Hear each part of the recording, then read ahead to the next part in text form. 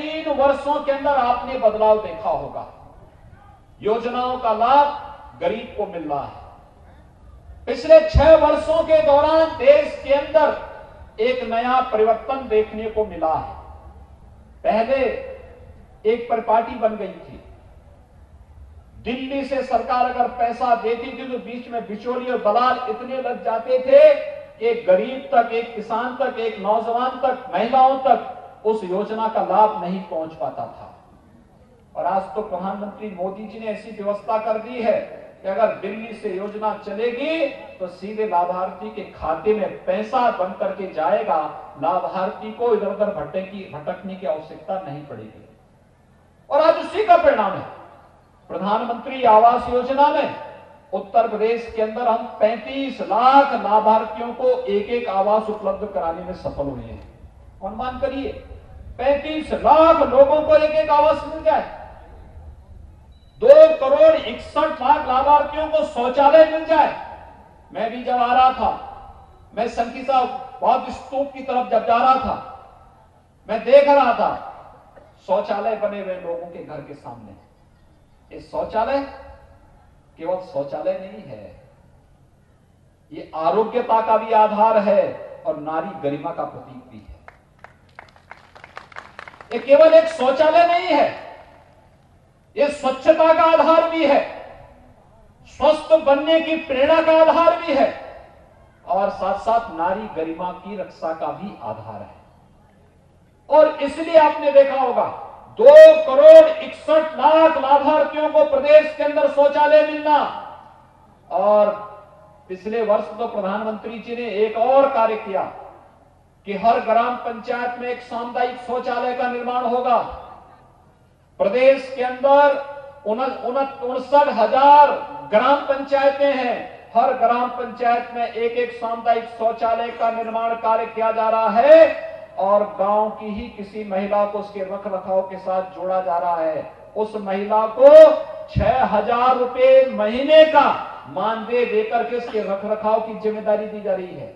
याद करिए, गांव के लोगों के लिए सफाई का भी एक केंद्र और दूसरा एक महिला को रोजगार भी वहां से प्राप्त हो रहा है। यह कार्य भी प्रधानमंत्री मोदी जी ने देश के अंदर सब देश के नागरिकों के लिए उपलब्ध कराया है। यानी हर एक योजना को हमने प्रधानमंत्री आवास योजना दिया हो, मुख्यमंत्री आवास योजना का लाभ दिया हो, आयुष्मान भारत की योजना का लाभ दिया हो या किसी भी योजना का लाभ, इन योजनाओं में किसी के साथ भेदभाव नहीं किया गया। जो भी लाभार्थी है, पात्र हैं, उसको योजना का लाभ मिलना चाहिए। हम भेदभाव किसी के साथ नहीं करेंगे, लेकिन तुष्टीकरण के नाम पर भी समाज को बंटने नहीं देंगे। यही तो कार्य सरकार का है और सरकार आज मजबूती के साथ इस अभियान के साथ जुड़ी हुई है, मजबूती के साथ जुड़ी हुई है।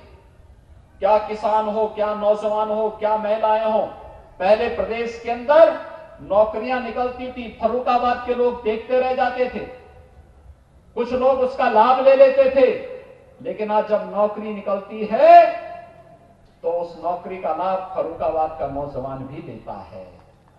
4 लाख नौजवानों को सरकारी नौकरी अब तक हम लोग देने में सफल हो रहे हैं प्रदेश के अंदर। यानी पिछले 4.25 वर्ष के दौरान लगभग 4 लाख सरकारी नौकरी, जिसमें 1,37,000 तो केवल पुलिस कर्मियों की भर्ती प्रदेश के अंदर हम लोगों ने कर दी है।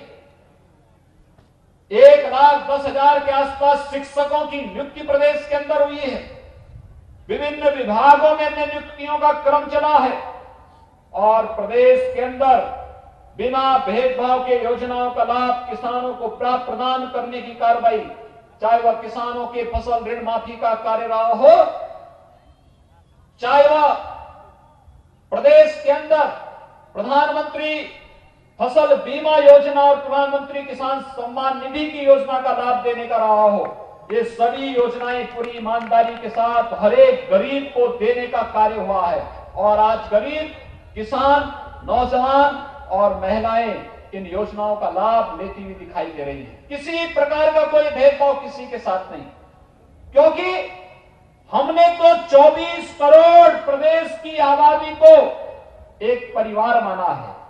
इसमें भेद कैसा? एक परिवार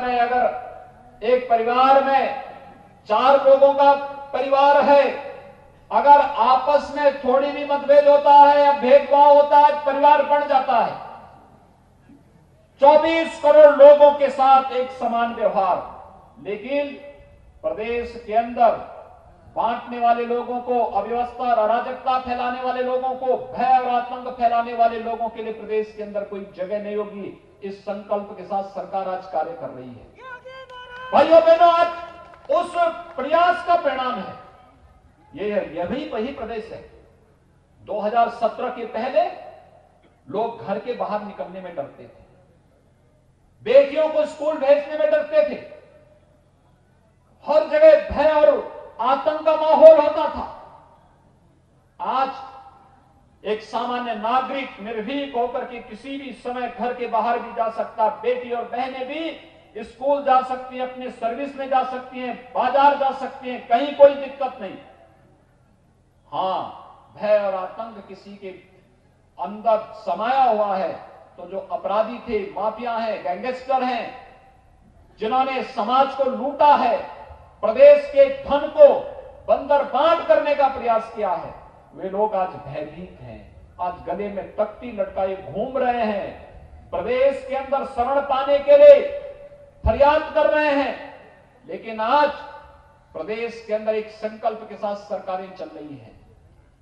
पहले गरीबों की, व्यापारियों की जमीनों पर ये माफिया कब्जा करते थे, और आज जब इन माफियाओं की छाती पर बुलडोजर चल रहे हैं तो अपराधी तो भागा हुआ है, लेकिन उनके रहनुमाओं को परेशानी हो रही है। आज परेशानी उनको हो रही है। उनको परेशानी तब नहीं होती थी जब किसी गरीब और किसी व्यापारी, किसी सामान्य नागरिक की जमीन पर कोई माफिया और कोई अपराधी कब्जा करता था। उनको परेशानी तब हो रही है जब अपराधी और माफियाओं से एक गरीब और एक किसान की संपत्ति को मुक्त कराया जा रहा है। एक व्यापारी की संपत्ति को जब किसी माफिया से मुक्त कराया जा रहा है, जब किसी सार्वजनिक संपत्ति को किसी भू माफिया से मुक्त कराया जा रहा है, तो फिर इन माफिया और इन पेशेवर अपराधियों के रहनुमाओं को आज बुरा लग रहा है। आज इनमें एक छटपटाहट है, और छटपटाहट इस बात की कि इनके जो गुर्गे हैं, वे गुर्गे या तो आज जान की भीख मांगते हुए घूमते हुए फिर रहे हैं, या फिर उनके गुर्गों के छाती पे जब सरकार का बुलडोजर चल रहा है तो उनके अंदर स्वयं भी भय है कि कहीं ये बुलडोजर उनकी ओर न घूम जाए। ये भी एक भय उनको आज सता रहा है। लेकिन भाइयों बहनों, आप सबको हम आश्वस्त करने के लिए आए हैं कि शासन की एक एक योजना का लाभ आप तक पहुंचाएंगे, किसी को वंचित नहीं होने देंगे। हर एक व्यक्ति तक शासन की योजना का लाभ पहुंचेगा। और इसीलिए मैं आप सबका आह्वान करूंगा, आरोग्य मेला में हर प्रकार की सुविधाएं, स्वास्थ्य और पोषण संबंधी सभी प्रकार की सुविधाएं उपलब्ध कराने का पूरा प्रयास हो रहा है।